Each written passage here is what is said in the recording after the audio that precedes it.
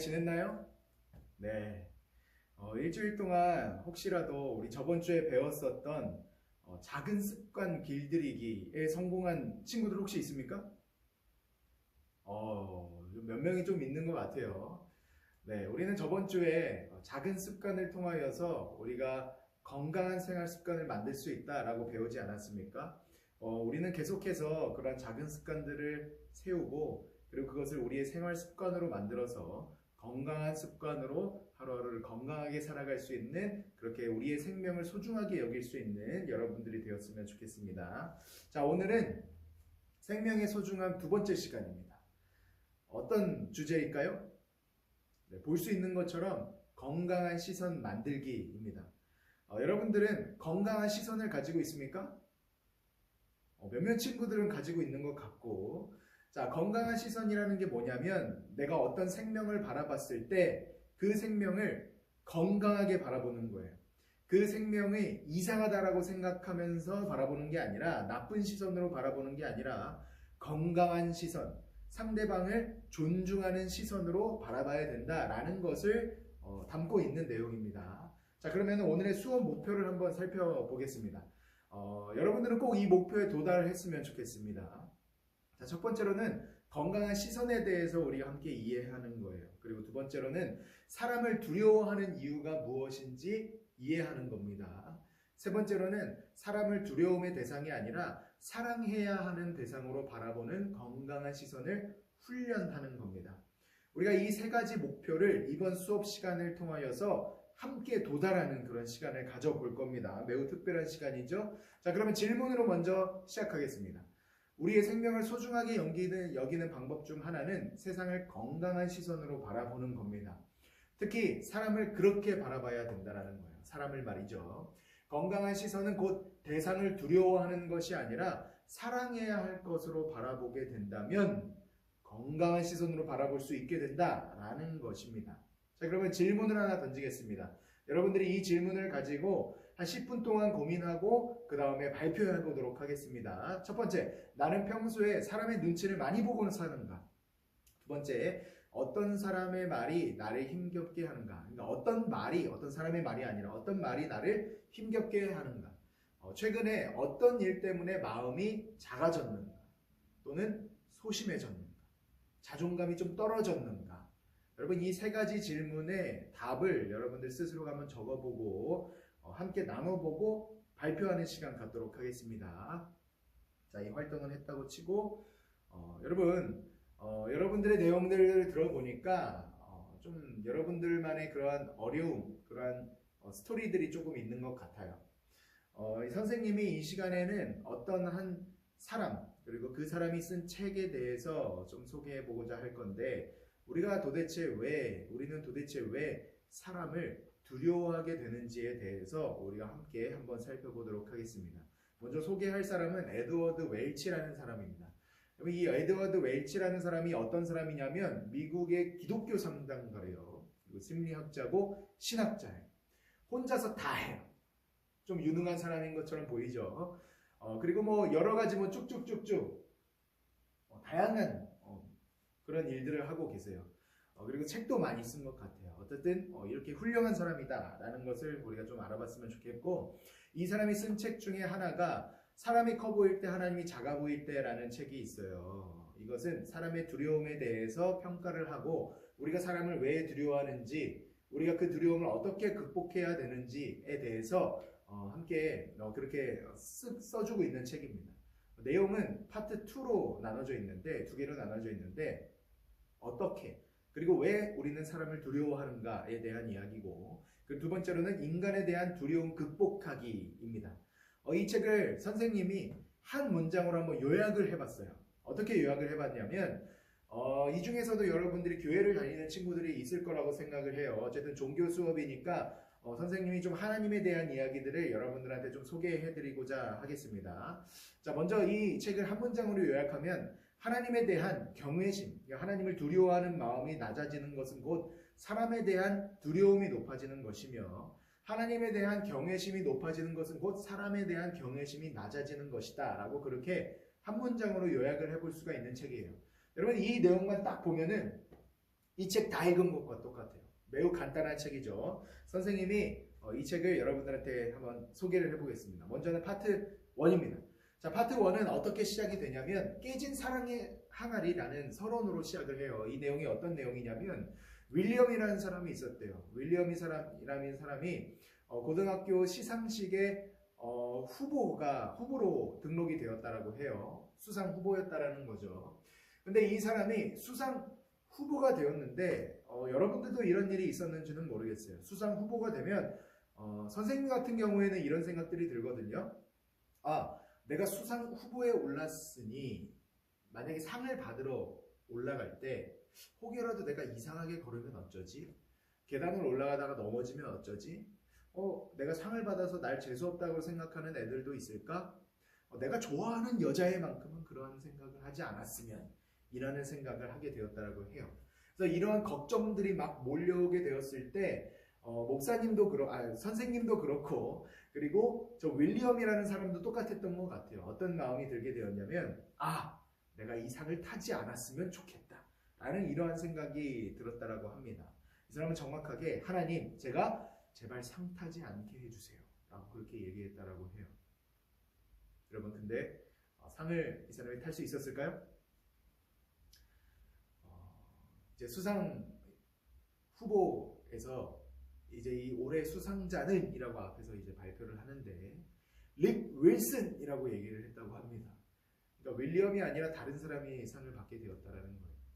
근데 이 윌리엄이라는 사람이 사실은 이 수치심, 이러한 어려운 마음들, 부담감 때문에 상을 받지 않았으면 좋겠다라고 생각해서 하나님 제발 상 타지 않게 해주세요라고 기도를 했지만 막상 여러분들 수상 후보에 있었지만 상을 못하면 어떤 마음이 듭니까? 실망하는 마음, 안타까운 마음이 들지 않습니까? 윌리엄도 비슷했던 것 같아요. 그런 마음이 들면서 동시에 상을 수상하지 못했다라는 그 수치심도 들었다라고 하고 그리고 내가 상을 수상하지 못했으니까 사람들은 이제부터 나를 어떻게 바라볼까? 나를 실패자로 바라보지 않을까? 나를 패배자로 바라보지 않을까? 라는 그런 자각이 생겼다라고 얘기를 합니다. 그래서 인간에 대한 두려움을 근본적으로 치료하는 길을 주님을 경외하는 거다. 그러니까 하나님을 두려워하는 거다라고 이렇게 얘기를 해주고 있어요. 자, 그렇다면 다음 내용으로 우리가 한번 살펴보면 여러분 우리는 도대체 왜 사람을 두려워하게 되는 걸까요? 서론에서 우리가 추측할 수 있다시피 우리가 사람을 두려워하는 이유는 여기 나오는 세 개의 그림처럼 사람들이 나를 지켜볼 것이다. 그러니까 타인이 나에게 영향을 주는 사람이기 때문에 우리는 사람을 두려워할 수밖에 없다라는 거예요. 생각보다 타인은 우리에게 큰 영향을 주면서 살아가고 있습니다. 사람들이 나를 지켜보는 것 또한 그렇고 사람들이 나를 거절하는 것 또한 그렇고 사람들이 나를 해칠 것 또한 그렇다라는 거예요. 어떤 일을 하든지 상대방은 어떤 일을 하든지 무조건적으로 나에게 영향을 끼치며 살아간다는 겁니다. 나 또한 마찬가지예요. 나도 어떤 일을 하든지 상대방에게 영향을 끼치며 살아가는 그런 삶을 살아가고 있다라고 얘기를 할 수가 있습니다. 우리는 사람들이 나를 지켜볼 것이다 라는 그런 수치심이 있기 때문에 사람을 두려워하게 된다는 거예요. 상대방은 충분히 나를 지켜볼 수 있습니다. 나를 판단할 수 있고 오늘 나의 복장을 보면서 저 친구는 저런 옷을 입었네 라면서 충분히 판단할 수 있는 능력이 각 개인에게 다 들어가 있다는 거예요. 그래서 우리는 사람들의 시선을 두려워합니다.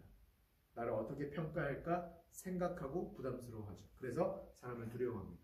두 번째로는 사람들은 나를 충분히 거절할 수 있습니다. 이것은 능력이 있든 없든 다 할 수 있는 일이에요.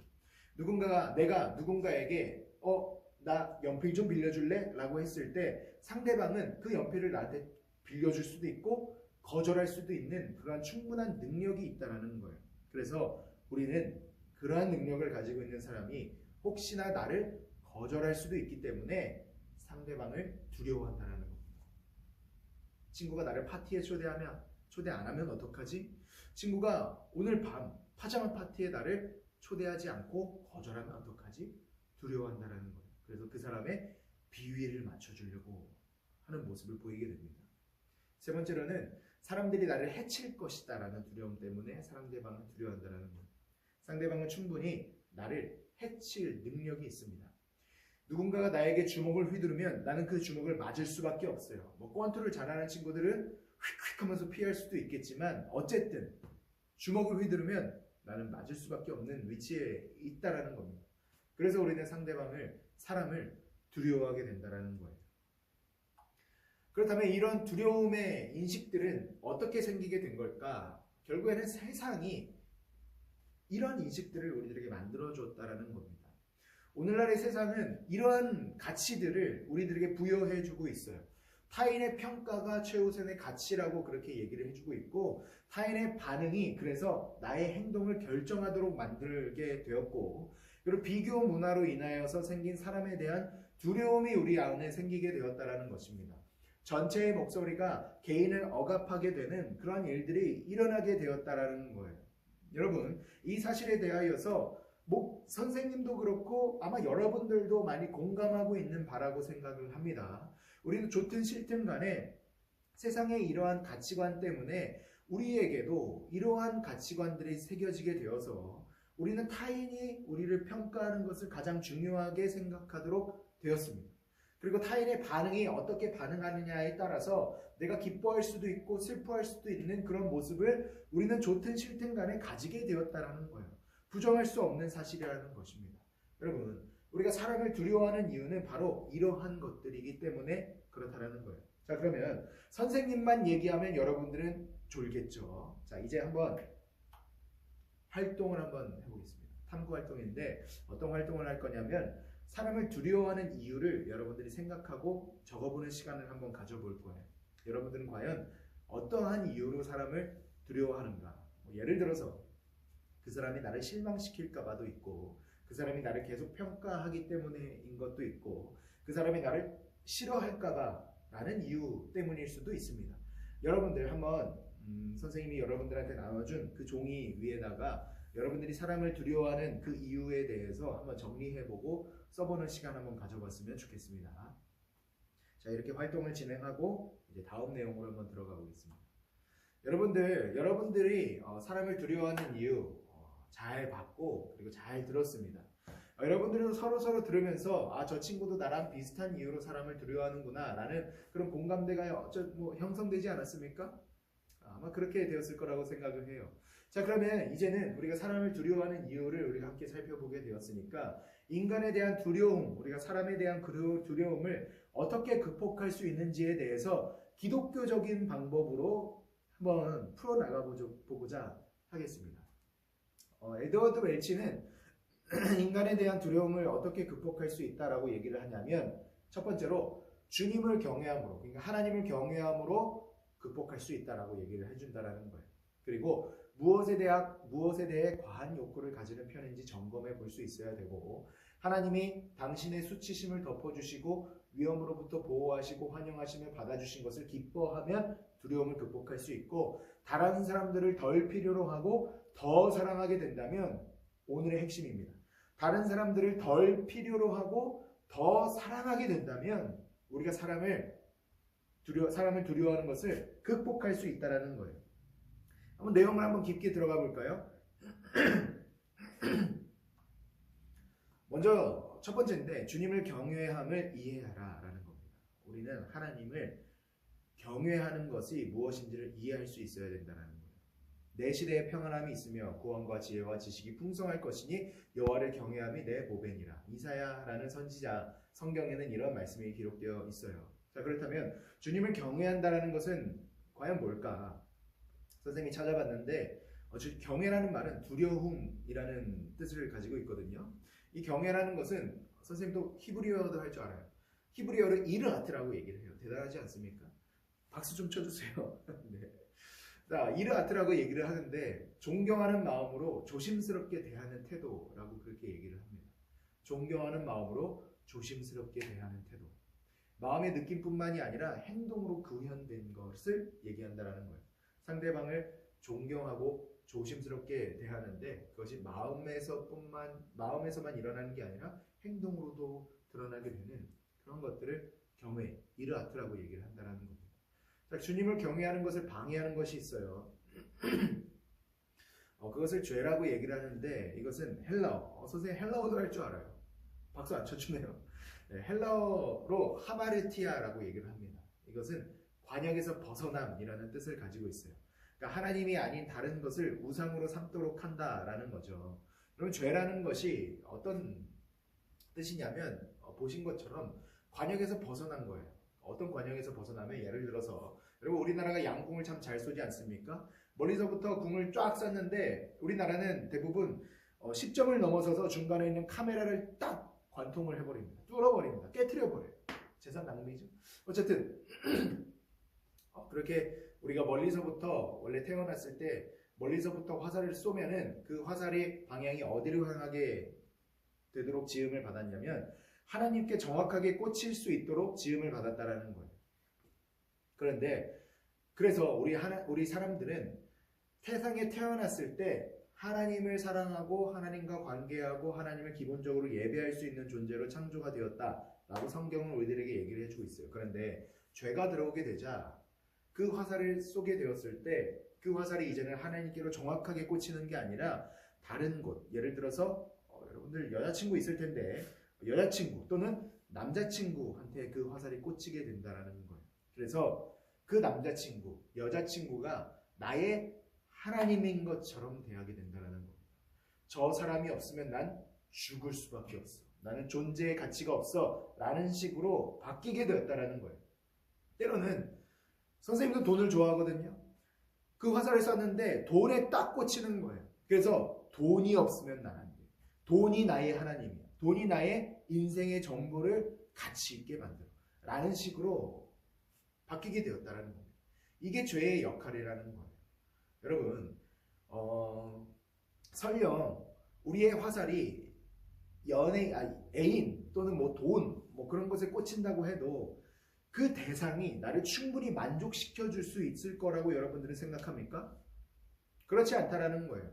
여자친구에게, 남자친구에게 아무리 사랑을 갈구하고 뭐를 달라고 얘기를 해도 우리의 마음은 완전히 충족되지 않아요. 그래서 싸우고 그러다가 헤어지게 되는 것이 아니겠습니까? 돈도 마찬가지라는 거예요. 아무리 벌고 벌어도 우리의 마음의 공허함은 완전히 채워지지 않는다라는 것입니다.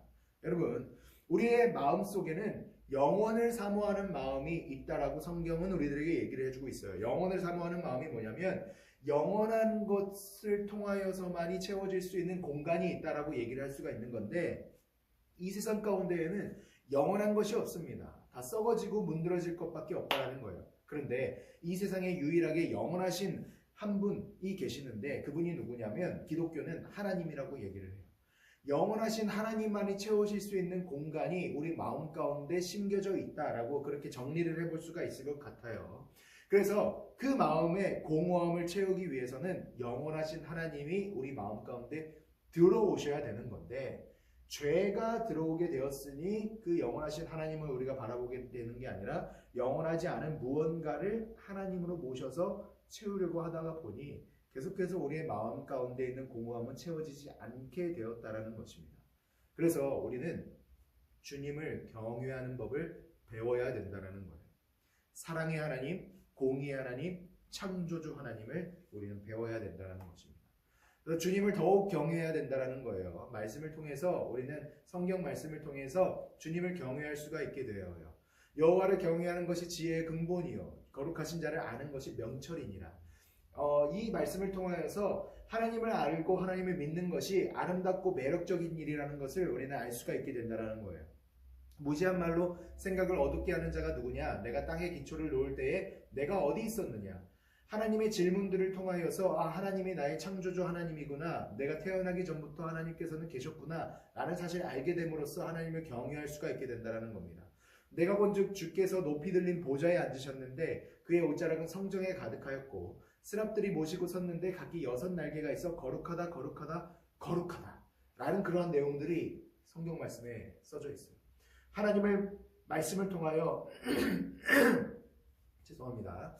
말씀을 통하여서 하나님을 마주하게 됨으로써 저분이 얼마나 위대하신 분이신지를 깨달을 수가 있게 된다는 거예요. 자, 그다음에 이제는 두 번째 스텝입니다.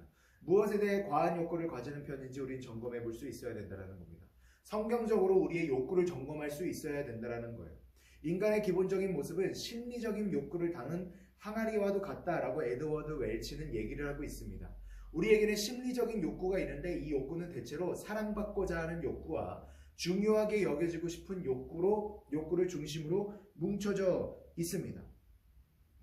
여러분, 예를 들어서 우리 남편이 좀 더 격려만 해준다면 나는 이렇지 않을 텐데, 이런 심리적 욕구가 있다는 거예요.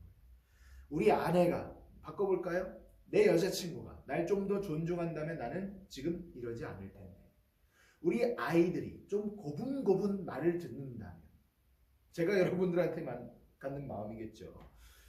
이렇지는 않을 텐데. 그 대상, 남자가 여자가 나에게 관심만 좀 보여주었다면 나는 이러지 않을 텐데. 우리 부모님이 좀 자유를 주신다면 나는 이러지 않을 텐데. 이런 심리적 욕구가 우리 마음 가운데 기본적으로 자리 잡고 있다는 겁니다.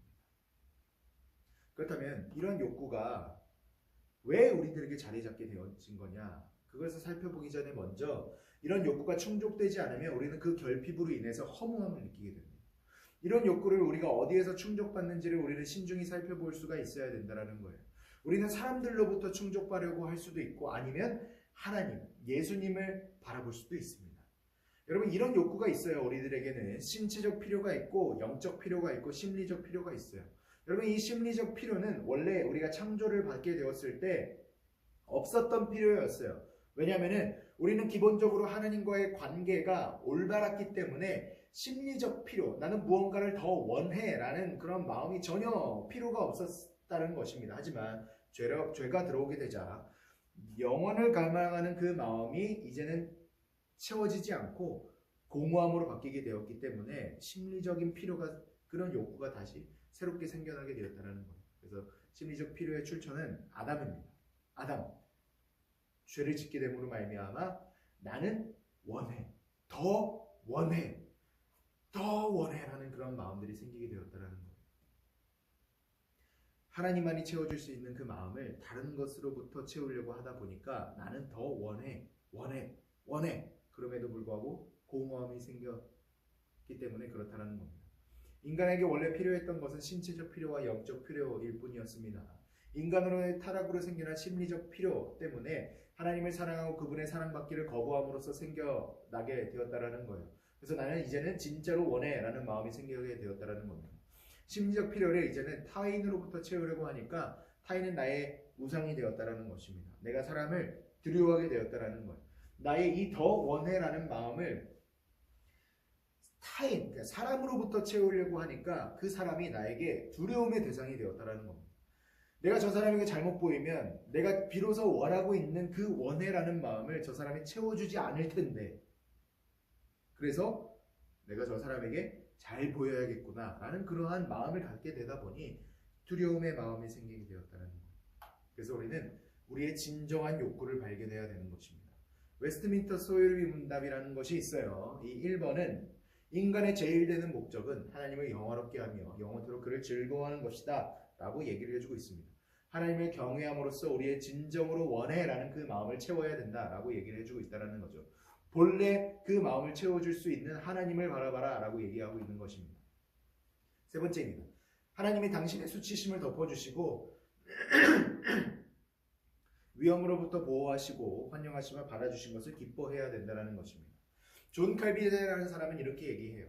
누구든지 자신을 제대로 성찰하려면 그 즉시 자신이 살아 움직이는 것을 가능하게 하시는 하나님에 대해 묵상해야 된다. 우리를 충만케 하시는 하나님을 기뻐해야 됩니다. 하나님의 사랑은 우리로 하여금 기뻐할 수 있도록 만들어줍니다. 성경에는 호세아라는 사람이 나타나요. 호세아라는 성경이 나타나는데 그 이야기에는 어떤 이야기가 담겨져 있냐면 하나님이 명령해요. 호세아야. 하나님의 말씀을 전하는 선지자거든요. 호세아야. 너가 지금 당장 가서 창녀를 너의 아내로 삼아라. 라고 그렇게 얘기를 해요. 만약에 여러분들이 이러한 명령을 듣게 된다면 이해할 수 있습니까? 순종할 수 있겠습니까? 할 수 없다라는 거예요. 하지만 호세아는 그렇게 순종을 하죠. 그렇게 아내로 맞아들이니 또는 남편으로 맞아들이니 하나님께서 또 말씀해 주시는 거예요. 뭐라고 말씀하시냐면 이스라엘 백성이 마치 다른 신을 섬기고 있기 때문에, 내가 아닌 다른 신을 섬기고 있기 때문에 이 창녀와 같은 모습을 가지고 있다. 그럼에도 불구하고 나는 이스라엘 백성들을 나의 아내로 맞아주었고 그를 여전히 사랑해주고 있다라는 메시지를 가르쳐 주셨다는 거예요. 그래서 호세아에는 이런 말씀이 기록되어져 있습니다. 에브라임이여 내가 어찌 너를 놓겠느냐, 이스라엘이여 내가 어찌 너를 아드마같이 놓겠느냐, 어찌 너를 스보임같이 두겠느냐. 내 마음이 내 속에서 돌이키어 나의 긍휼이 온전히 불붙듯 하도다. 내가 나의 맹렬한 진노를 나타내지 아니하며 내가 다시는 에브라임을 멸하지 아니하리니 이는 내가 하나님이요 사람이 아님이라. 내 가운데 있는 거룩한 이니 진노함으로 내게 임하지 아니하리라 라고 이렇게 얘기를 해주고 있다는 겁니다. 하나님이 이스라엘을 향한 뜨거운 불타는 마음을 지금 말씀을 통하여서 얘기해주고 계신다는 거예요. 자, 그렇다면 내 속에서 돌이키어라는 뜻은 과연 뭔가? 하나님의 마음은 백성을 위해서 소용돌이치고 있다는 것을 얘기해주는 겁니다. 백성을 긍휼하게 여기시는 강렬한 마음을 표현해주고 있다는 거예요. 하나님께서는 선택권이 있으셨습니다. 하나님은 우리를 정열적이고 신실하게 사랑하시기를 선택하신 거예요. 그러지 않으실 수도 있었는데도 말이죠. 하나님의 사랑은 인간을 두려워하는 마음에서 벗어나도록 도와줄 수 있어요. 우리의 시선을 인간에게서 하나님으로 돌릴 수 있도록 만들어줍니다. 사람들을 필요로 하기보다는 그들을 더 사랑할 수 있도록 만들어준다는 거예요. 진짜 우리 마음 가운데 필요한 하나님의 사랑이 우리 마음 가운데 들어왔기 때문에 우리는 비로소 이러한 일들을 할 수가 있게 되었다는 겁니다. 자, 그러면 마지막이에요. 그렇다면 우리는 다른 사람들을 덜 필요로 하고 더 사랑할 수 있는 존재로 우리는 바뀔 수 있어야 된다는 겁니다. 사람들은 우리가 소중히 여기는 우상이다. 우리는 그들을 섬긴다. 그들이 우리를 보살펴주고 우리가 필요하다고 느끼는 것들을 줄 수 있다고 믿기 때문이다. 그러나 우리가 참으로 필요한 것은 사람에 대한 성경적 관점과 그들의 참된 정체성을 아는 것이다. 그렇게 될 때 우리는 더 이상 우리의 욕망을 채우기 위해 사람을 붙잡지 않고 하나님의 영광을 위해 그들을 사랑할 수 있으며 마침내 우리가 창조된 목적을 이루게 된다라고 에드워드 웰치는 얘기해주고 있습니다. 그래서 웰치는 이렇게 얘기해요. 이웃과 원수를 사랑해야 된다라고 얘기합니다. 사람을 필요로 하는 대상이 아닌 사랑해야 할 대상으로 여겨야 됩니다. 그러면 우리는 사랑을 두려워하지 않을 수가 있다는 거예요. 긍휼히 여기는 마음, 불쌍히 여기는 마음으로 사랑하게 된다면 우리는 그 사람들이 우리의 마음을 채워줄 수 있는 존재가 아니라 내가 그 사람들의 필요를 충족해 줄 수 있는 사람으로 바뀌기 때문에 그러한 마음가짐을 가지게 되기 때문에 이제는 사람을 두려워하지 않는 사람으로 바뀔 수가 있게 된다는 겁니다. 바울은 사람을 기쁘게 하는 사람이 아니었습니다. 그는 사람을 사랑하는 자였고 그렇기 때문에 남들의 의견에 따라 권고의 내용을 바꾸지 않았다는 거예요. 여러분들 중에서도 뭐 교회 다니는 친구가 있다라고 들었었는데 선생님도 교회를 다니고 목사님이거든요. 길거리에서 전도를 하다가 보면은 두려운 마음이 생겨요. 왜 두려운 마음이 생기게 되냐면 저 사람이 나를 거절하면 어떡하지? 내가 이러한 내용들을 얘기했다가 저 사람이 나를 욕하면 어떡하지? 라는 그런 걱정들 때문에 두려워요. 그래서 전도하는 게 너무 힘들어요. 하지만 여러분, 사도 바울은 그러지 않았다는 거예요. 사도 바울은 사람에게 그의 필요를 충족시키려고 하는 대상으로 삼지 않고 사람을 사랑하는 대상으로, 사랑해야 할 대상으로 바라보았기 때문에 마음껏 전도할 수 있었고 이 내용을 통하여서 저 사람이 변화되어 같이 예수님을 믿고 천국 갔으면 좋겠다라는 마음을 가지고 있었기 때문에 상대방이 무엇을 얘기하든 걱정하지 않았다라는 거예요. 그가 상대방을 사랑할 수 있는 방법이 있었다면 그 일을 위하여서 두려워하지 않는 마음으로 기꺼이 할 수 있는 마음을 갖게 될 수 있었다라는 것입니다. 오직 사람을 사랑하는 자만이 사람을 직면할 수 있습니다. 오직 사람을 사랑하는 자만이 남들에게 지배당하지 않을 수가 있는 겁니다. 그래서 우리는 사람을 사랑해야 할 대상으로 바라봐야 된다는 거예요. 그렇다면 그 대상이 누군가?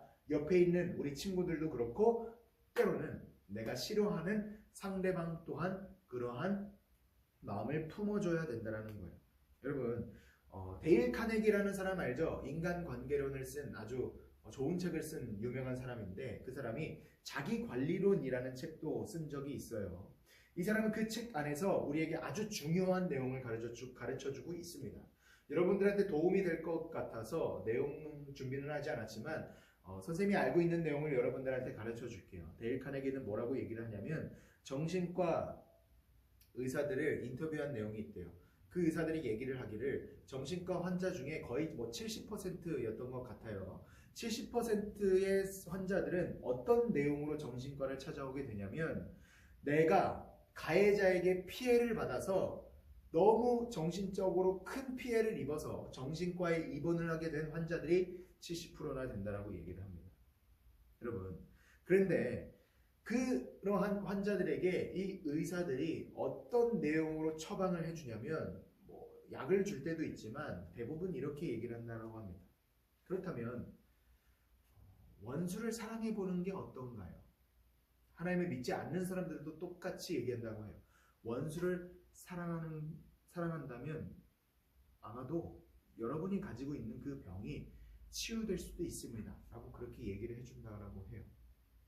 왜 이렇게 얘기를 해주냐면 여러분, 누군가가 나에게 가해를 입히게 되었다면, 피해를 입히게 되었다면 우리는 피해자 입장으로서 가해자를 미워하는 마음, 미워하다가 그 마음에 우리가 잠식되게 된다는 거예요. 지배당하게 되어서 매일매일 그것 때문에 스트레스 받고 매일매일 그것을 생각하느라 분노를 참을 수 없고 그러다 보니까 우리 마음에 병이 생기게 된다는 것입니다. 여러분, 우리는 상대방을 사랑할 수 있는 사람이 되어야 된다는 거예요. 상대방을 사랑하게 된다면 우리를 집어삼키려고 하는 그 분노로부터 벗어날 수 있어요. 우리를 힘들게 만드는 그 망상으로부터, 피해 망상으로부터 벗어날 수가 있게 된다는 것입니다. 우리를 이제는 더 이상 고통받으면 안 돼요. 우리는 이미 한 번 고통받은 것만으로 너무나도 힘들고 충분한데 우리가 이미 지난 일 가지고 계속해서 고통을 받게 된다면 우리는 우리의 삶이 무너질 수밖에 없다는 것입니다. 여러분들한테 좀 이 내용들이 잘 전달되었는지는 모르겠지만 어쨌든 우리는 원수 또한 사랑하게 된다면 우리는 이제 그 고통으로부터 자유롭게 될 수 있는 도움을 받을 수 있게 된다라는 것을 여러분들한테 얘기를 해주고 싶었어요. 그래서 결론입니다. 결론은 우리가 사람을 두려워하지 않으려면 하나님을 경외하고 그의 계명을 지켜야 된다는 거예요. 일의 결국을 다 들었으니 하나님을 경외하고 그의 명령들을 지킬지어다. 이것이 모든 사람의 본분입니다. 라고 성경은 우리들에게 얘기를 해주고 있습니다. 여러분은 하나님을 믿는 사람이든 믿지 않는 사람이든 어떤 사람이 되었으면 좋겠냐면 하나님을 믿는 사람들이라면 하나님을 더욱더 경외함으로써 사람을 두려워하지 않는 사람이 되었으면 좋겠습니다. 그리고 하나님을 믿지 않는 우리 학생들이라면 사람을 미워해야 할 대상, 두려워해야 할 대상이 아니라 사랑해야 할 대상으로 바라보게 되어서 이제는 사람을 두려워하는 마음에서 온전히 자유롭게 되는 여러분들이 되었으면 좋겠습니다. 자, 그러면 이제 마지막 활동으로 한번 들어가 보겠습니다. 새롭게 바라보는 활동을 할 거예요. 적용 활동인데 상대방을 이제는 사랑해야 할 대상으로 바라본다면 어떠한 일들이 일어날까? 아까 우리가 수업을 시작하기 전에 내가 어떤 사람, 그 사람의 말 때문에 내가 어떠한 수치심, 두려움을 갖게 되었는가라는 활동을 하지 않았습니까? 우리가 그 사람을 한번 상상해 보는 거예요. 그 사람을 상상해 봄으로써 그 사람을 이제는 내가 두려워하는 대상이 아니라 사랑해야 할 대상으로 바라본다면 우리 마음 가운데에 어떠한 마음, 새로운 마음들, 새로운 모습들이 생겨나게 될 수 있을까라는 그런 활동들을 여러분들이 하고 나누고 발표하는 시간 한번 가져보도록 하겠습니다. 활동했다고 치고 여러분들 참 좋은 내용들을 주었습니다. 여러분들은 꼭 여러분들이 그렇게 새롭게 바라보는 시선을 가지고 이 세상을 살아갔으면 좋겠어요. 사람을 두려워하는 마음에서 이제는 좀 자유롭게 벗어나고 사람을 사랑할 수 있는 여러분들이 되었으면 좋겠습니다. 이것이 바로 생명을 소중하게 여기는 두 번째 방법이라는 거예요. 여러분, 이번 한 주 동안에도 여러분들이 이 내용을 잘 기억하여서 사람을 사랑해야 할 대상으로 바라보고 그 내용들을 실천할 수 있는 여러분들이 되었으면 좋겠습니다. 자, 그럼 오늘의 수업은 여기서 마치도록 하겠습니다. 감사합니다.